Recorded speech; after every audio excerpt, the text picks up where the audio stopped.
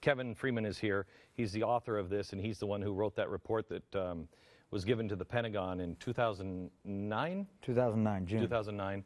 And we talked about it when we were over at Fox, and it really bothered me because I knew it was right, and somebody brought that out of the Pentagon and dusted it off. And I asked you on Monday, why did they bring it out last year? And you said, why did they wait so long? Right.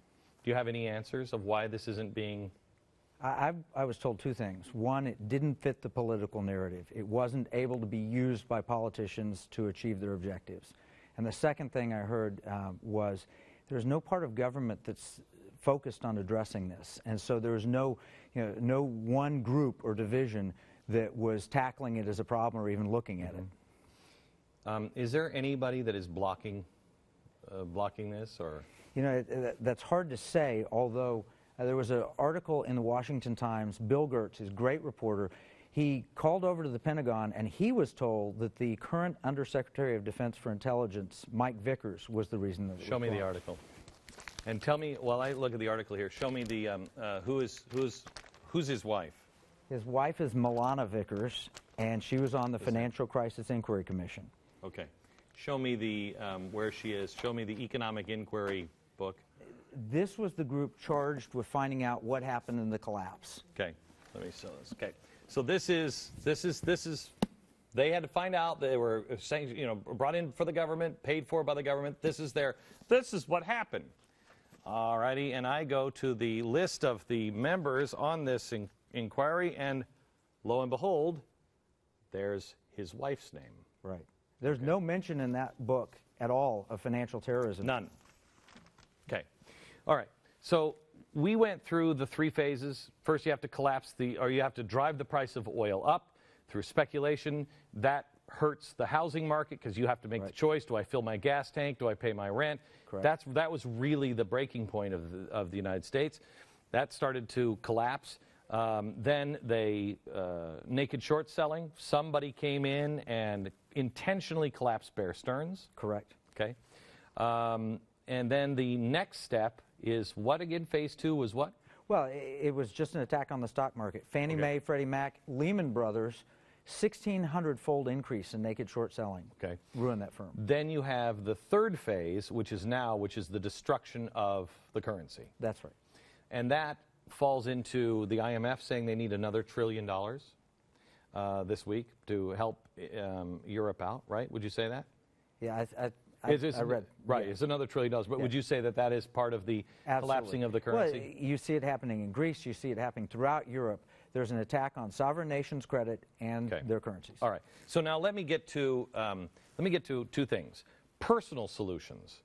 If you want to, do you cover this in the book? I do. Okay. It's in the conclusion section. All right. The personal solutions, you say what? Well, the first thing is education. You got watching this program is a great thing, but then you need to diversify what your holdings are. Okay. If I'm the average person, and I've got a 401k and it doesn't have very much money in it, and it's hard for me to even understand what's going on, and I don't know what to do, or I've got a pension. What do I do? The problem is that most people put all their money in treasury bonds. That's their solution. That's the safe thing. So they put it in a CD in the bank or treasury bonds or something tied to that. And that's where the attack's going to come. So you need to be invested in something else. Now, you talked about Gold Line and some of the other things. Mm-hmm. Those are hard assets. And in a hyperinflation, those will do well. And you said it perfectly. Land. You said the other day diamonds, which is brilliant. The problem is you can't buy diamonds at retail.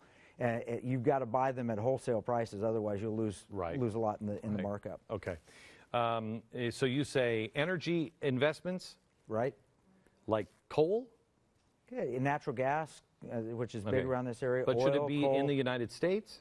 Yes. Okay. Agriculture-related, farmland, farm equipment, seeds, fertilizer, and commodities themselves. Right. What do you mean commodities themselves? Don't buy the paper corn? Right. Well, if you can buy the actual, you could buy the paper corn if you had a small amount of money, but that's riskier than actually owning the commodity itself. Okay. If things really go bad, you'll want the commodity. Yeah, okay. Do you think things are really going to go bad? I hope not. I pray not. That wasn't the question, because I do that too. It's a very real possibility. Okay. productive assets that have pricing power. Shares of companies that can adjust their price to a declining or depreciating currency. What does that mean? Well, if the currency devalues, the price of commodities, the price of goods and services will go up. Right. If there's a company that has the ability to raise prices with the price increases, they can actually profit even in a hyperinflation. John Templeton taught me this in Latin America. Even in hyperinflation, shares of good quality companies that had pricing power held their own over long periods. So good companies like Apple. Anyway, that's an example. If Apple's kind of a consumer good that is aggressive, people buy it when they feel wealthy, they'll buy the Apple products. Right. But yeah, Apple's an important part of the future. Okay. So the AT&T of the time, the Bell system stock Yes. of the day. Yes, whatever not recommending any particular stock, just in general. Right. Got it. Okay. Invest in other currencies. I've talked to people about this. This sounds so incredibly risky because you don't know what's going to last, what's not going to last. Yes, but you don't want all your eggs in the U.S. dollar basket. Correct. Historically, we've thought that's the one thing. You could actually even put some money in a Canadian CD. I know that people would who have done that. put it in the bank in Canada, and that would hold its value. Then you get down to Crazy Town, which I think is absolutely fantastic. Pray and build relations, not in this order. Build relationships, good to know your community. Right. And then pray. Yeah.